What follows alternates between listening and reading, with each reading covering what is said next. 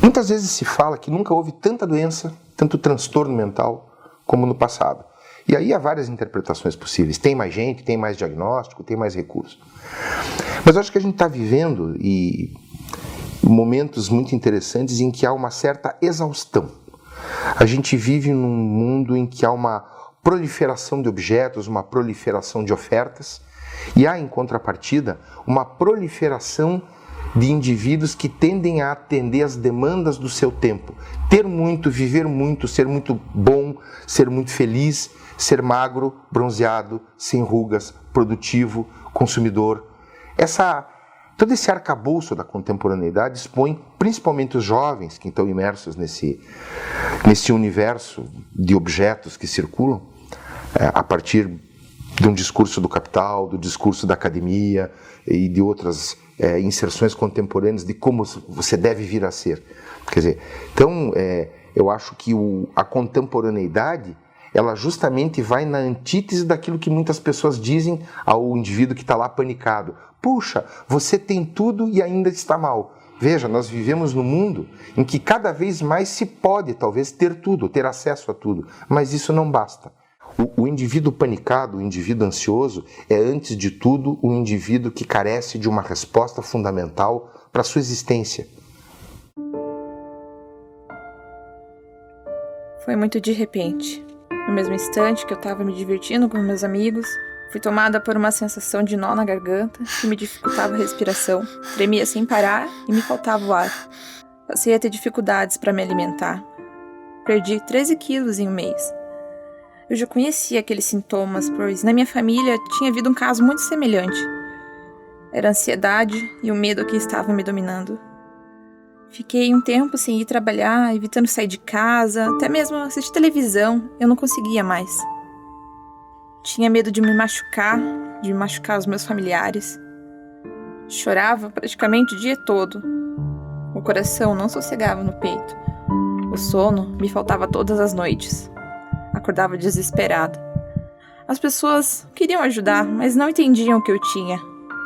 Voltei a frequentar a igreja.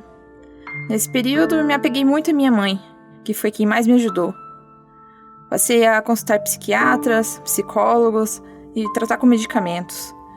Fui voltando à minha rotina aos poucos. Comecei a entender o meu problema e a evitar situações de crises. E hoje me sinto muito melhor. Mas a minha luta é fazer a sociedade entender que esse problema é sério e necessita de acompanhamento e tratamento. É importante frisar que as classificações de crises de pânico e crises de ansiedade, elas são dadas muito pela organização estatística e sistemática dos sintomas. Quer dizer, quando uma pessoa vai para um médico mediante uma dessas crises, ela vai apresentar sintomas que fazem com que ela busque um serviço médico, e essa ampla variabilidade de sintomas é classificada, e dependendo de como isso se apresenta, ela vai ser enquadrada numa situação X ou Y. É importante frisar que nesse momento existe uma certa superposição dessa espécie de catálogo de sintomas. Então, pânico, ansiedade e tudo mais, outras coisas correlatas, elas se aproximam muito. Eu acho que a gente vive muito uma crise de sinônimos em relação a isso. A questão é que há um desconforto muito grande.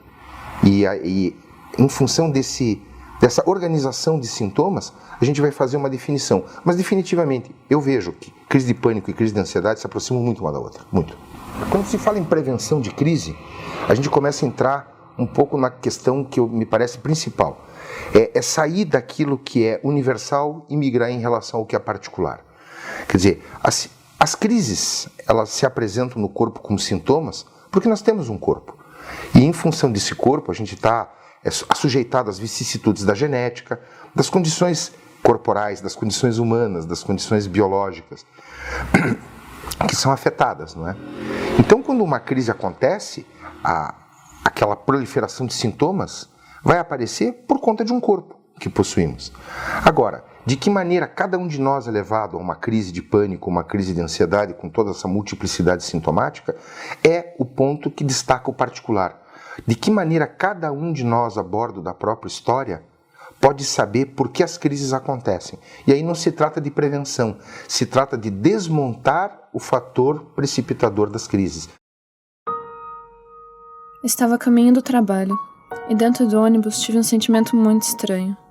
Meu coração acelerou e um medo tomou conta de mim. Pedi para voltar para casa. No dia seguinte, eu não queria ir trabalhar. Senti um pavor inexplicável. Eu não queria sair de casa, eu não queria comer. A comida da empresa me dava nojo. Desde que eu entrei naquela cozinha, não consegui mais almoçar lá. Já tentei, mas eu passo muito mal. Na minha cabeça, parece que todos reparam que eu não como. Acham que é frescura. Até já quis trocar de emprego por essa razão. Fiquei um tempo sem conseguir ir trabalhar. As crises são desesperadoras. Meu coração acelera, me falta o ar, choro muito. Só queria não sentir isso. Por diversas vezes, achei que estivesse infartando, que ia morrer a qualquer instante. Fui a médicos, fiz exames e nada era detectado. Aí, eu recebi um diagnóstico: síndrome do pânico. As pessoas ao meu redor não entendiam, afinal, que motivos tinha eu para sentir aquilo. Fiz meu tratamento com psicólogos e medicamentos, e hoje me sinto melhor. Mas o que eu senti, e ainda sinto às vezes, eu não desejo para ninguém. Quando alguém percebe que alguma coisa vai mal, o que se costuma fazer é procurar um médico. E muitas vezes a razão pela qual uma pessoa procura um médico nem sempre é o sujeito sabedor de que está atravessando uma situação de um desses transtornos, né, que são classificados aí por inúmeras escolas de psiquiatria. Então, há algo, por exemplo, de um sujeito que, na minha idade, por exemplo, eu sou um homem de 55 anos, se eu começo a sentir que estou com uma dor no peito e que alguma coisa está estranha, estou com uma sudorese fria, à minha idade eu posso pensar que posso estar tendo um infarto, por exemplo. Mas num garoto de 16 anos, de 17 anos, é pouco provável que isso aconteça. Mas algo nele vai mal. Então, o que vai acontecer? Quando algo foge da normalidade, a gente vai ao médico. Agora, cada um vai por uma razão diferente. Eu poderia ir achando que eu estou tendo um infarto. O moço de 17 anos pode ir 16, 15, 14, 8. Ele pode achar que está com alguma outra questão. Aí são os pais que o levam porque alguma coisa está diferente, ele não consegue fazer suas coisas. Então, normalmente, se vai ao médico. E o médico vai ter que acolher isso com muita delicadeza, com muita finesse, entendendo que não é uma coisa qualquer, que algo está afetando aquele sujeito e ele precisa de uma ajuda. Eu acho que saber lidar com a crise de pânico é um problema de uma amplitude extraordinária, porque daí nós não estamos falando de saber lidar com alguém que está doente, a gente tem que saber lidar com o outro, seja ele qual for. O Sartre dizia que o inferno são os outros. Então, muitas vezes, quando alguém acolhe mal a queixa de uma outra pessoa, não é porque a outra pessoa propriamente incomoda, mas aquele que está se sentindo incomodado revela que também possui uma questão. Então, quando alguém que está sofrendo de um desses transtornos escuta de um familiar, de um amigo, de um chefe, enfim, colegas, isso é extremamente comum. Por que você está sentindo isso e você não tem motivo para isso? Porque você vive bem ou você tem as coisas e tudo mais? Isso denota uma absoluta incompreensão de que muitas vezes o próprio motivo pela qual a crise acontece, ela é mesmo uma coisa de caráter inconsciente, que até para o próprio sujeito que sofre da questão, isso é um mistério. Aliás, é o mistério que faz a crise aparecer, porque se a questão fosse sabida, não era preciso aparecer um sintoma como uma satisfação substitutiva. E aquele que não acolhe a queixa dizendo, você tem tudo, isso não é propriamente uma questão porque você tem uma vida confortável, demonstra que esse que escuta sofre de um mal-estar porque não consegue compreender como é que alguém que tem tudo pode passar mal. E deve pensar em causa própria, certamente, porque se ele que tem tudo está passando mal, isso talvez possa acontecer comigo. Sim, isso é um raciocínio que acontece muito reducionista. Então, a questão é, o que é que tem na vida desse indivíduo que, mesmo ele tendo tudo, não tem nada, no momento em que ele está completamente desprovido e no desamparo. Quem passa por uma crise de pânico está vivendo um momento de desamparo. Nada conta, nada serve. Ele está desprovido, ele está nu. Antes de eu descobrir o que estava acontecendo, eu achava que ia morrer a qualquer momento. Não tinha um horário certo para eu começar a sentir que não podia respirar, que meu coração começava a acelerar.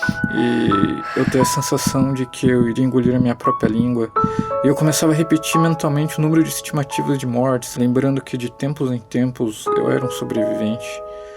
E esses pensamentos tomavam conta da minha cabeça durante o dia inteiro. Eu ia para aula e não conseguia focar no conteúdo que eu tinha que absorver, porque dentro da minha cabeça estava acontecendo essa batalha de pensamentos. As pessoas falavam comigo e eu não conseguia responder. Mais difícil ainda era voltar para casa à noite e ter que encarar a solidão. Eu sentia a necessidade de tirar férias de mim mesmo. Até que um dia eu fui parar no plantão de hospital e me disseram que eu não estava morrendo, que era só uma crise de ansiedade, que eu ia ficar bem. Foi aí que eles chegaram, os remédios.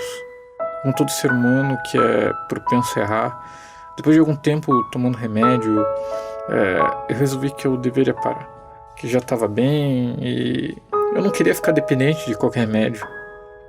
Então os sintomas voltaram, só que agora de forma bem pior.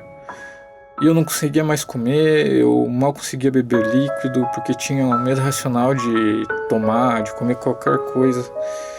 E eu me odiava por estar fazendo tantas pessoas sofrerem junto comigo por causa da minha doença. Senti vontade de tomar todos os remédios de uma vez só, para acabar logo com isso. Mas eu voltei com um comprimido, dia após dia. O que eu queria mesmo era voltar a ter controle da minha própria mente, sem demônios, sem remédios.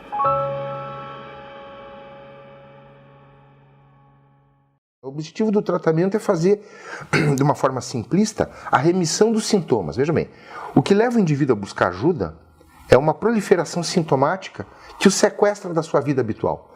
Quer dizer, o sujeito está escravizado pelo sintoma que o impede de viver, de levar suas coisas, de realizar seu desejo, de saber quais são seus desejos. Ele fica um escravo, um prisioneiro. Então, evidentemente que a primeira coisa que é levada em consideração é a imensa agressividade dos sintomas que sequestra o sujeito dele mesmo. Quando isso acontece, essa privação demanda naturalmente uma ação importante para recuperar esse indivíduo e colocá-lo de volta às suas atividades habituais, ou pelo menos colocá-lo a questionar-se sobre aquilo que ele vive como sendo algo que seja mesmo do seu desejo. Muitas vezes, a controvérsia do indivíduo com a sua própria história gera essas questões, não só os grandes traumas aos quais ele pode estar exposto. Então, sim, esse é um momento em que a medicação pode efetivamente ajudar o indivíduo a controlar crises que são extremamente difíceis, assustadoras, não é?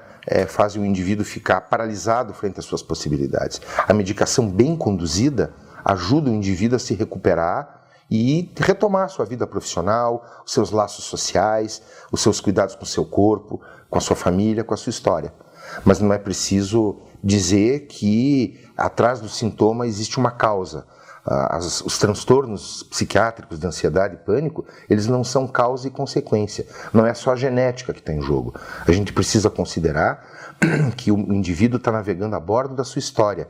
E nessa controvérsia, nessa dissensão, existe algo que provoca um forçamento da biologia, que responde com aquilo que o remédio trata, com a melhor intenção. Sim, o remédio tem um lugar, porque ele vai tratar aquilo que é igual para todo mundo, o corpo, a biologia, as vicissitudes da genética. Mas a história, essa demanda uma escuta particular. A psicanálise aí se apresenta, junto com a psiquiatria, embora tratando de coisas completamente distintas, como uma forma de acolher algo que é do particular, algo que transcende a generalização dos sintomas, que são essas coisas que a gente vê. As pessoas chegando nos serviços de pronto-socorro com sensações de falta de ar, com tremores, com crises conversivas de dissociação, quer dizer, o sujeito não sabe onde ele está, quem ele é. E muitas vezes isso é tratado com muito preconceito, não só pelos familiares, mas por muitos médicos de serviços médicos que não têm essa delicadeza de acolher isso e tendem a acolher esses sintomas tão dramáticos como simulações. Isso é um pecado, isso é um crime. Então é preciso que as pessoas que se dirigem aos pronto-socorros também sejam atendidos pela medicina, não numa posição curativa, mas finalmente numa posição que a psicanálise aponta mais do que qualquer outro, uma posição ética. É preciso ter uma ética frente ao sintoma. É disso que se trata.